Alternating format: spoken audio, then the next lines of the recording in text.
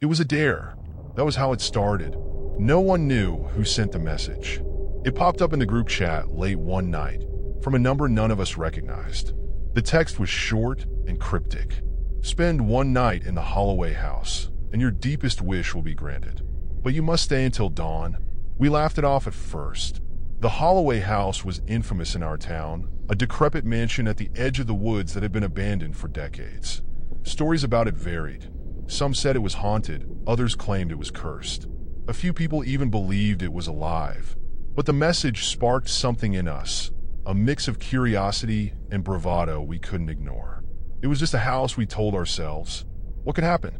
That was how I found myself standing at the edge of the overgrown yard, staring up at the Holloway House under the pale light of the moon. The house was worse than I expected. Its windows were black and empty, the glass long since shattered. The front door hung crooked on its hinges, and the roof sagged like the spine of a dying animal. The air around it felt thick and heavy, and I could swear the house was leaning slightly, as if it were watching me. I wasn't alone. 4 of us had accepted the dare. There was Tyler, always the loudest and the first to volunteer for anything reckless. Jamie, the skeptic who rolled his eyes at every ghost story but never backed down from a challenge. Leah, quiet but fearless, her flashlight clutched tightly in her hand. And me, I was the last to step forward, my feet dragging as I followed the others up the crumbling steps. "Let's get this over with," Jamie muttered, pushing the door open with a loud creak. The inside was worse than the outside.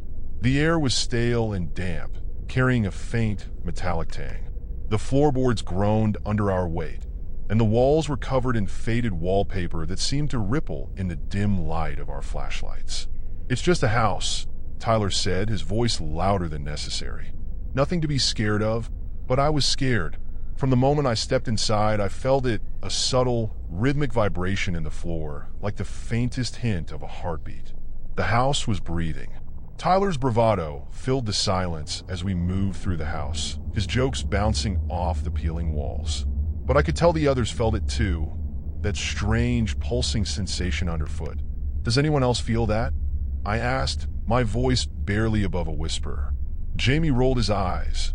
"It's an old house. Probably just the foundation settling." Leah didn't say anything. She shone her flashlight up the staircase instead, the beam revealing cobwebs so thick they looked like curtains. "We need to pick a room for the night, right?" she asked. "Top floor," Tyler declared. "The creepier, the better." I wanted to protest, to suggest we just wait in the front room until dawn, but I kept quiet. None of us wanted to be the first to back out. The staircase groaned loudly with every step, and the rhythmic vibration grew stronger as we climbed. I kept my eyes on the back of Leah's head, trying to ignore the sensation in my chest. A faint but growing pressure, like the house was breathing in time with my heart. The second floor was worse than the first.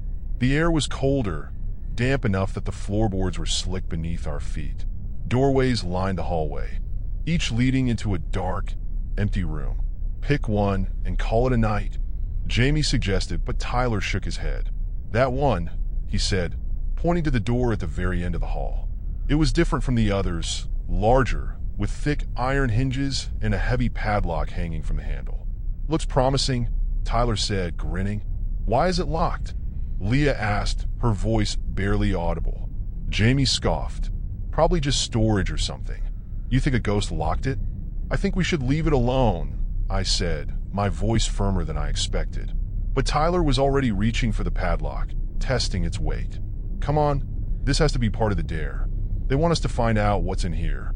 "We're not breaking into someone's house," I said, though the words sounded ridiculous the moment they left my mouth. This wasn't anyone's house. Not anymore. Tyler ignored me. He reached into his pocket and pulled out a small multi-tool, flipping open the screwdriver attachment. "Tyler, seriously," Leah began, but it was too late. The lock popped open with a soft click. For a moment, none of us moved. The hallway was silent except for the faint creak of the floorboards beneath us. "After you," Jamie said sarcastically. Tyler grinned and pushed the door open. The room beyond was dark, the air colder and heavier than anywhere else in the house. My flashlight swept over the space, revealing nothing but an old wooden floor and walls covered in the same faded wallpaper. And then I saw it, a mark etched into the floor in the center of the room. It was a symbol, sharp and angular, carved deep into the wood. "What is that?" Leah asked, stepping closer. Before I could answer, the door slammed shut behind us. The door's slam echoed through the house, rattling the walls and sending a jolt of fear through my chest. Tyler spun around, grabbing the handle and shaking it violently. "It's stuck," he said, his voice unusually quiet. Jamie shoved past him, his usual skepticism faltering. "Let me try." He pulled at the door, throwing his weight against it, but it didn't budge. Leah's flashlight beam danced across the room, stopping on the symbol carved into the floor. "What is this?" she whispered. We all turned to look. The mark was crude but deliberate, etched deep into the wood with something sharp. It was a series of intersecting lines, forming an angular pattern that seemed to twist and shift if you looked at it too long. "I don't like this," Leah said, her voice trembling. "It's just a carving," Jamie said, though he didn't sound convinced. "Maybe someone left it here, for decoration or something." "Yeah, because creepy symbols are all the rage in home decor," I snapped, my fear bubbling into frustration. Tyler crouched beside the mark, running his fingers over the grooves. "It's old," he said, his voice unusually serious. "Really old. You can tell by the wear." The floor beneath us vibrated faintly, and the air in the room seemed to grow heavier, pressing against my chest. The rhythmic sensation was stronger here, like the house's breathing was centered in this room. "We need to get out of here," Leah said, backing toward the door. The mark on the floor began to glow. It was faint at first, a soft red light that pulsed like a heartbeat. Tyler scrambled back, his bravado replaced by wide-eyed panic. "What the hell?" Jamie said, his voice rising. The glow intensified, and the walls of the room seemed to ripple, the faded wallpaper undulating like waves. The temperature plummeted, and my breath came out in visible puffs. From the center of the symbol, a thin, black mist began to rise. "Is that smoke?" Leah asked, her voice barely above a whisper. "No," I said, my throat dry. "It's something else." The mist spread slowly, swirling like ink in water. It stretched toward the corners of the room, clinging to the walls and ceiling, and the air grew colder with every passing second. A low, guttural sound echoed through the room, a noise that seemed to come from everywhere and nowhere at once. It wasn't a growl, it was deeper, wetter, like the sound of something dragging itself through mud. The mist began to coalesce, forming a shape in the center of the room. It was tall, impossibly thin, and it moved with a jerky, unnatural rhythm. "Open the door!" I shouted, my voice shaking. Tyler and Jamie threw themselves at the door, pounding and kicking, but it wouldn't budge. The shape in the mist turned toward us, its form shifting and stretching. I couldn't see its face, if it had one, but I felt its gaze, cold and unrelenting, boring into me. And then it spoke. "Why have you come? Why have you come?" The words weren't loud, but they filled the room, vibrating through the air and into my bones. They weren't spoken so much as felt, each syllable laced with a heavy, unnatural presence. Tyler stumbled back from the door, his bravado entirely gone. What is that?" he stammered, his voice barely above a whisper. The mist swirled, its form stretching taller, more defined. Jagged limbs jutted from its body, impossibly thin and far too long. Where its head should have been, there was only a void, darker than the black mist surrounding it. The glowing mark on the floor pulsed in time with the room's rhythmic vibrations, and I realized with growing dread that the two were connected. The house's breathing wasn't just a strange phenomenon. It was alive, and this thing was at its core. "We didn't mean to disturb you," Leah said, her voice trembling. She clutched her flashlight like it was the only thing keeping her tethered to reality. The mist figure shifted, its head tilting in an unnatural, jerky motion. "You opened the door," it said, its voice layered and wet, as though 100 mouths were speaking in unison. "You broke the seal." Jamie's flashlight flickered, the beam darting across the walls. The wallpaper continued to ripple, and faint shapes moved just beneath the surface, like shadows trapped in water. "What seal?" I asked, my throat dry. The figure leaned forward, its limbs dragging along the floor with a sickening scrape. "This place was locked, forgotten, left to wither," it said. "You are not meant to be here." "Great," Jamie muttered, his voice shaky. "So we'll just leave, and you can go back to whatever this is?" The figure stopped, its jagged form twitching as though considering his words. Then it spoke again, colder this time. "You cannot leave."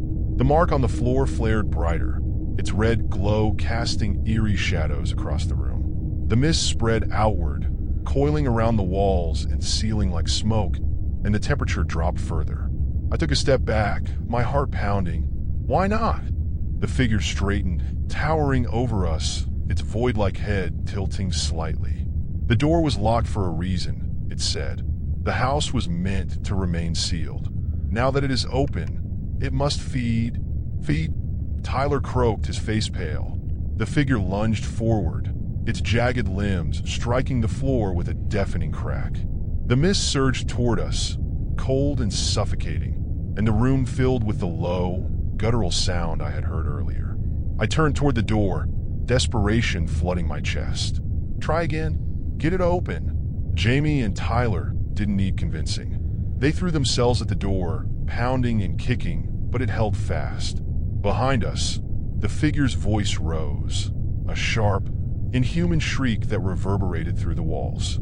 The pulsing vibrations of the house grew stronger, and the glowing mark on the floor seemed to crawl, its lines stretching outward like cracks in the wood.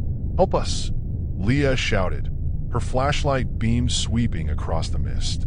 The figure stopped suddenly, its jagged form frozen. The mist pulled back slightly, coiling at its base.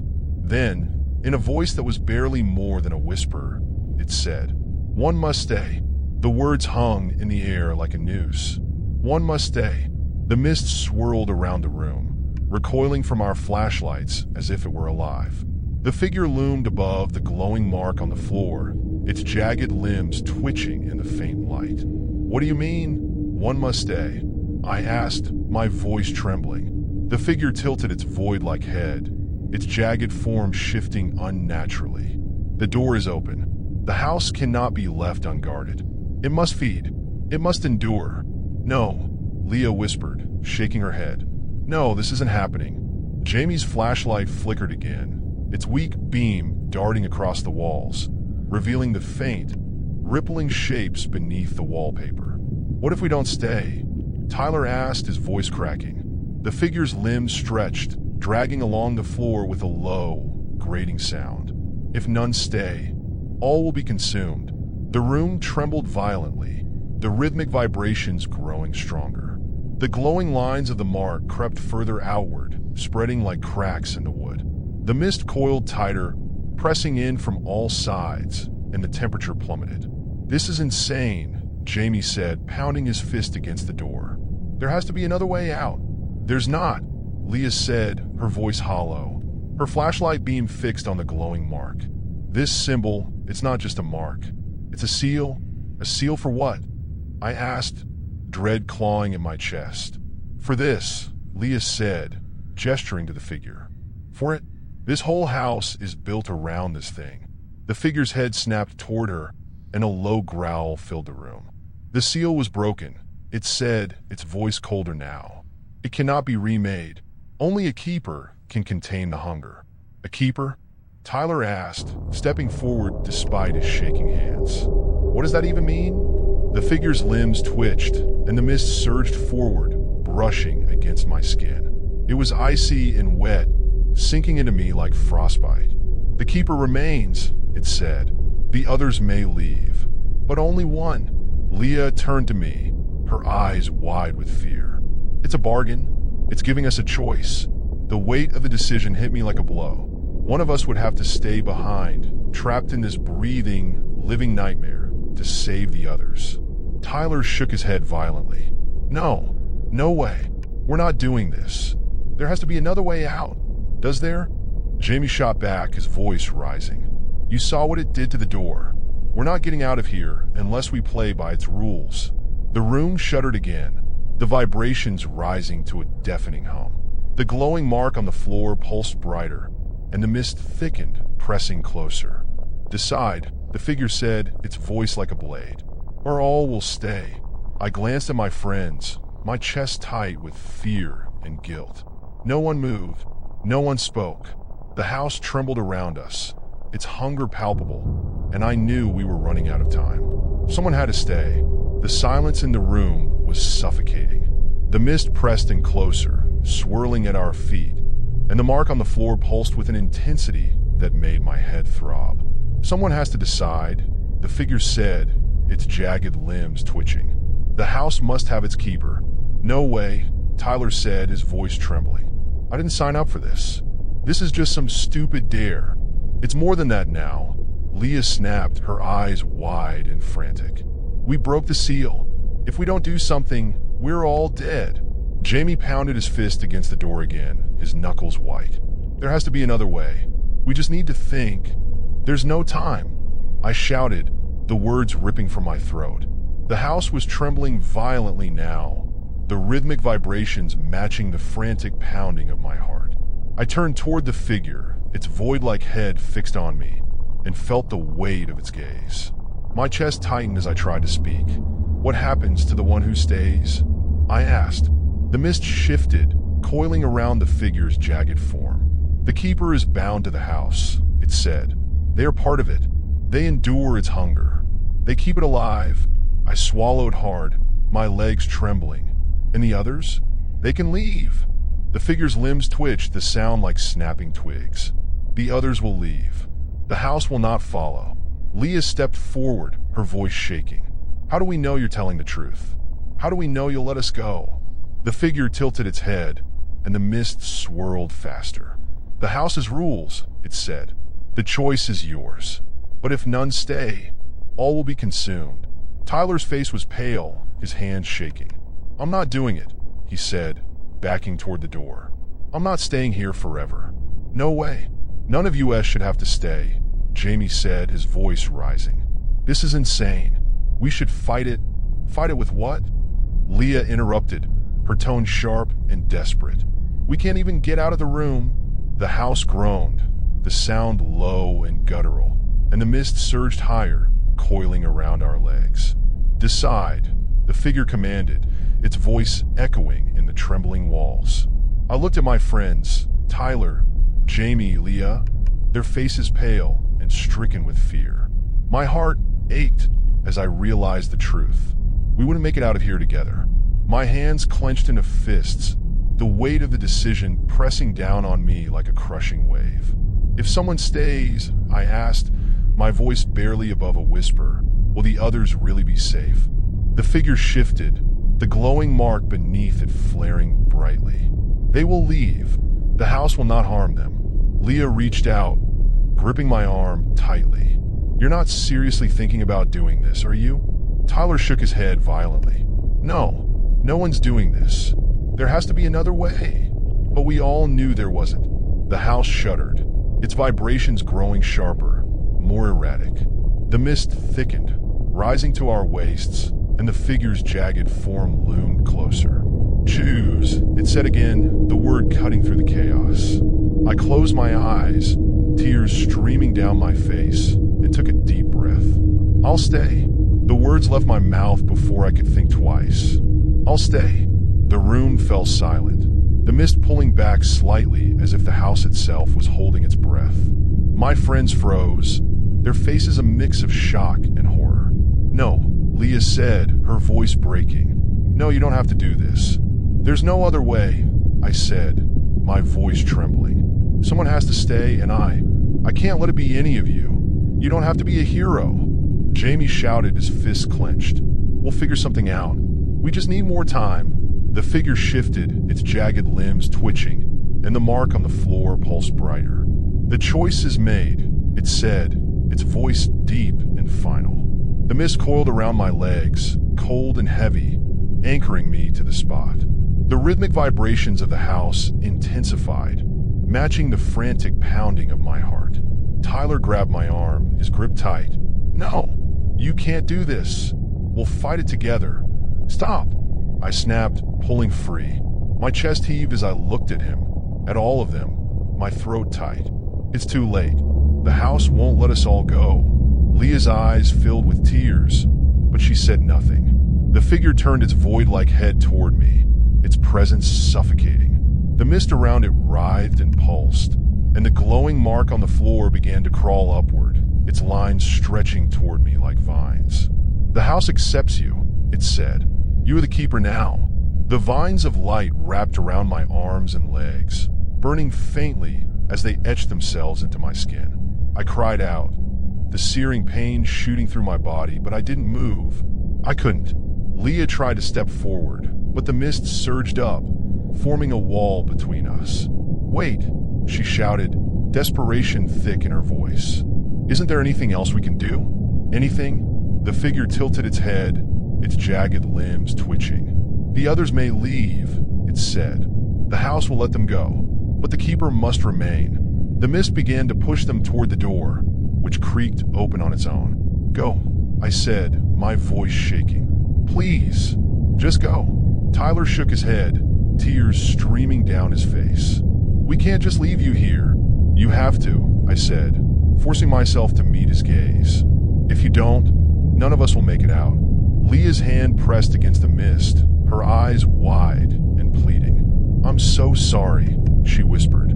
"I'm so sorry." The house groaned, its vibrations sharp and urgent, and the mist shoved them toward the door. One by one, they were forced out, their protests fading as the door slammed shut behind them. And then I was alone. The mist pulled back, swirling around the glowing mark on the floor. The figure stood motionless, its void-like head tilted as if studying me. "The house will endure," it said. "You are bound to it now."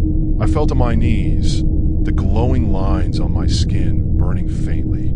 The air around me was cold and still, and the rhythmic vibrations of the house filled the silence. I had become part of it.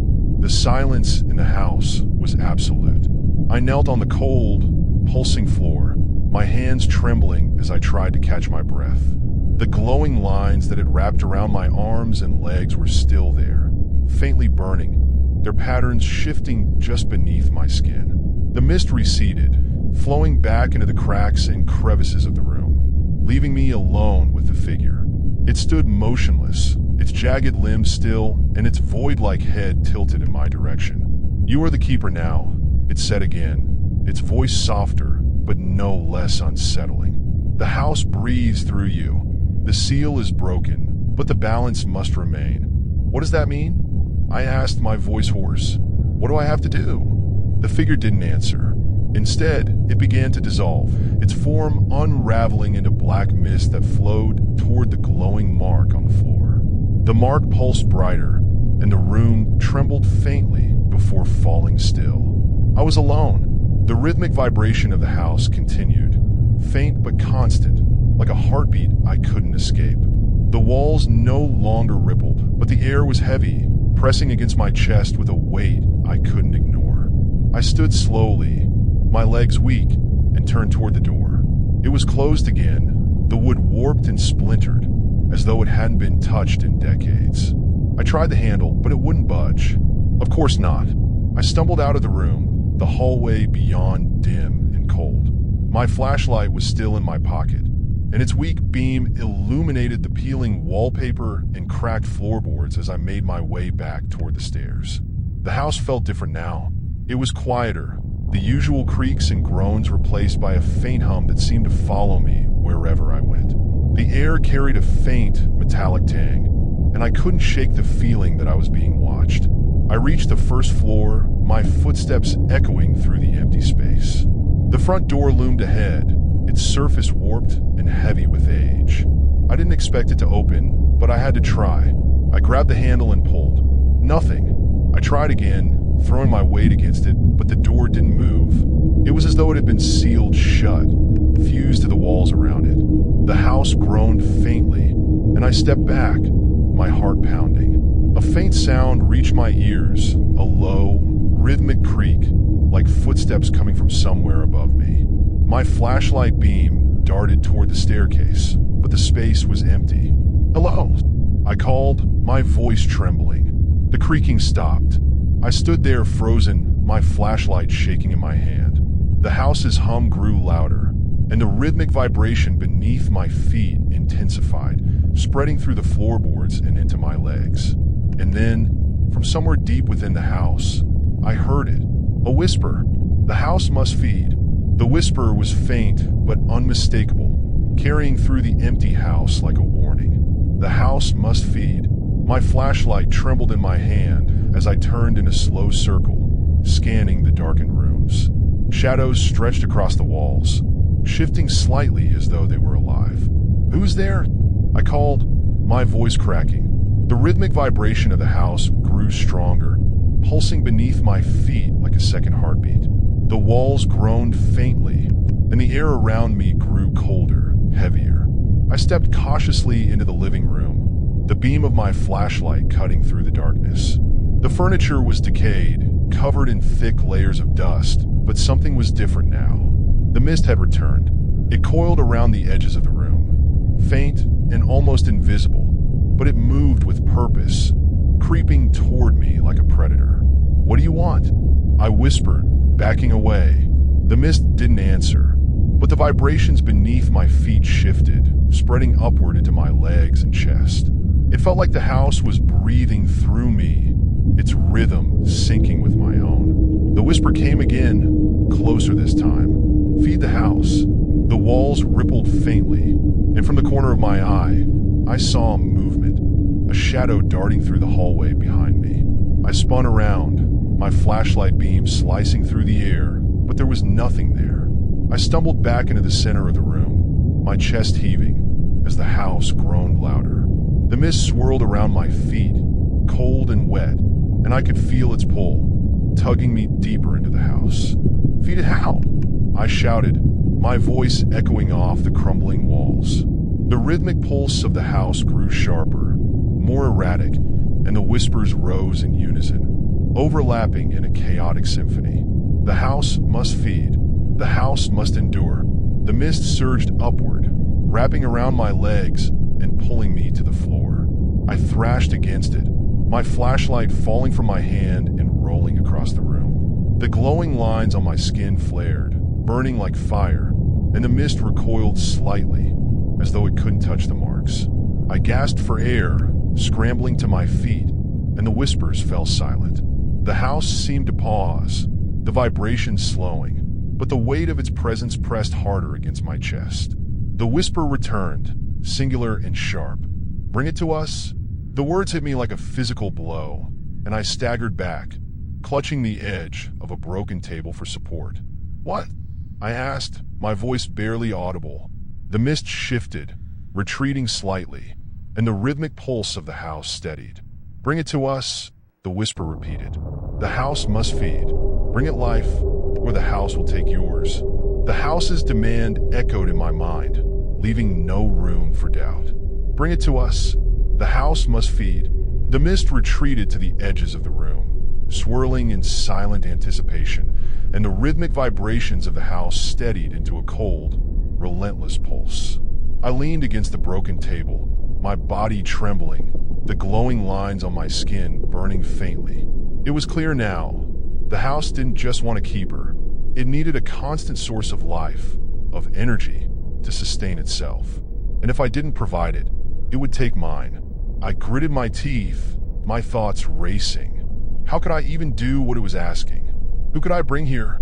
The thought made my stomach churn, but the weight of the house's presence pressed down on me, leaving no room for hesitation. The front door creaked open suddenly, the sound sharp and jarring. I turned toward it, my breath catching. The mist surged toward the doorway, swirling with an almost eager energy, and the rhythmic pulse of the house grew louder. The message was clear. The house had granted me a way out. For now. I stepped cautiously through the doorway, my legs weak beneath me. The night air hit me like a shock, cold and sharp, but I couldn't savor it. The house loomed behind me, its dark windows staring out like empty eyes, its presence following me even into the open air. My car was still parked where I had left it, covered in a fine layer of mist. The glowing lines on my skin pulsed faintly as I climbed inside, and the house's rhythm echoed in my chest. The drive back to town was a blur. The road seemed endless, the trees on either side pressing in like silent witnesses. My mind was a storm of conflicting emotions, guilt, fear, and the sickening realization of what I had to do. I couldn't go home. Not yet. The house wouldn't let me rest until its hunger was sated. But who could I bring? Faces flashed through my mind. Acquaintances, strangers, people I barely knew. Each thought left a sour taste in my mouth, a weight in my chest that grew heavier with every passing second. By the time I reached the edge of town, the decision was clear. If the house wanted someone, it would have to take me. I turned the car around, my hands gripping the wheel tightly as I drove back toward the house. The glowing lines on my skin burned brighter with every mile, the house's pull growing stronger. When I arrived, the front door was already open, the mist spilling out like an invitation. I stepped inside, my legs steady now, and the rhythmic pulse of the house embraced me fully.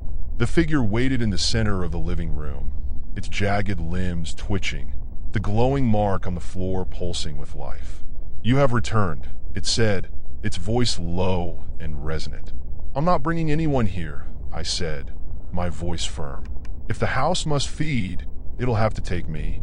The figure tilted its void-like head, the mist swirling around it. The mark on the floor flared brighter, and the vibrations beneath my feet grew sharper, more insistent. "The house will endure," it said, "and so will you." Before I could respond, the glowing lines on my skin flared, their light filling the room. Pain shot through me as the marks burned deeper, their patterns twisting and etching themselves into my flesh. The house groaned, its rhythmic pulse syncing with my heartbeat, and I felt it, the connection. The hunger. I fell to my knees, gasping as the pain subsided, and the figure dissolved into mist. The room grew silent, the oppressive weight of the house settling over me like a second skin. I was the keeper now. The house didn't want to consume me. It wanted to use me, to endure through me. The whispers returned, faint and mournful. The house must feed, and I realized with a sinking dread that this was only the beginning.